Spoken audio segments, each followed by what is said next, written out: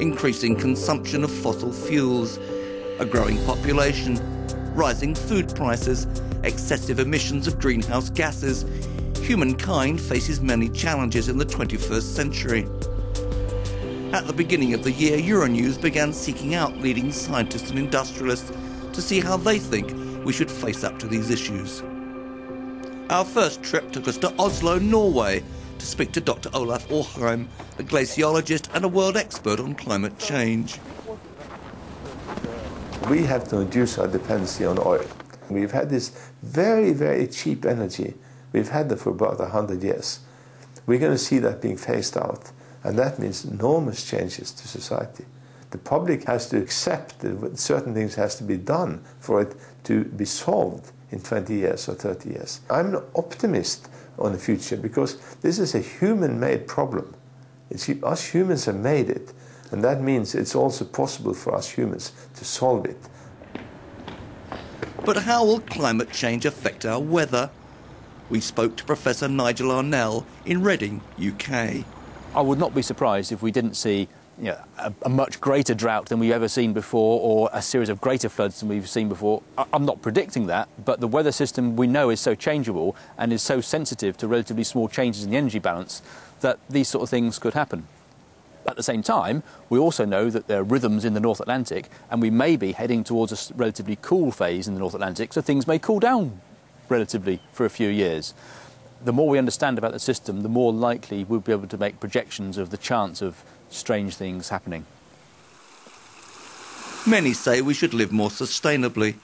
A former Swedish industrialist, Bjorn Stigson, now leads the World Business Council for Sustainable Development, representing 200 companies worldwide. The big balancing act we have today in the world is between poverty alleviation and environment. And it becomes very clear when we look at things like climate change. If we want to alleviate poverty, then you need economic growth. And that economic growth won't happen if we don't have access to energy. And that energy is normally fossil fueled energy. And that fossil fuel is creating climate change.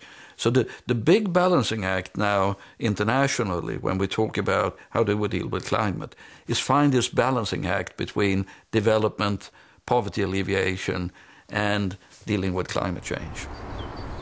Several scientists offered unusual solutions. Athena Kustanis, a world-renowned expert on Titan, believes the answer may lie outside our planet. Our planet cannot handle, first of all, the way we're using it, second of all, the way we're populating it. There's too many of us here, and we're using up all the resources that we have. So eventually we're going to have to find new places for this kind of resources that we need. We're going to have to explore our own solar system and colonize it in the right sense of the term, not destroying anything, but move to other planets eventually.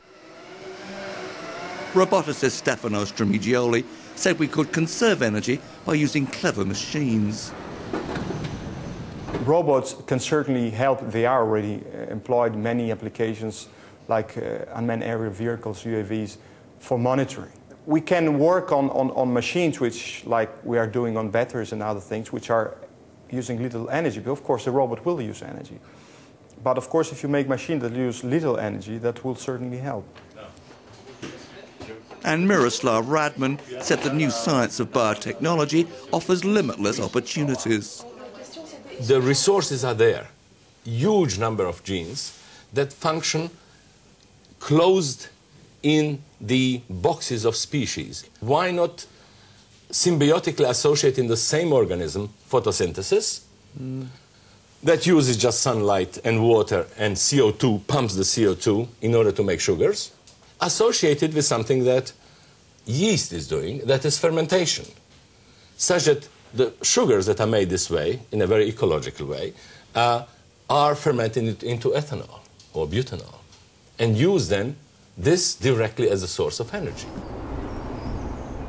Ahmet Lokalu's solar-powered air conditioning system is a revolution in hot countries. He believes alternative energy can supply many of our needs.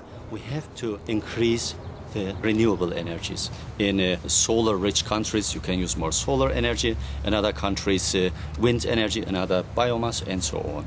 So that we have no unique solution for every country. We have a mixture for each country, but the future should be renewable. Professor Didier Sonnet said that human beings are at their best in adversity. Mankind has shown in the past a remarkable ability to confront difficulties. I think that humans are at their best when they have a challenge to grasp, to attack. So if we are able to cooperate and to face this challenge, we can really evolve to a new level of conscience. So that's a great opportunity, I think. The overwhelming message was that we have to work together. None said this more eloquently than Jose Esquinas, a world-renowned expert on biodiversity.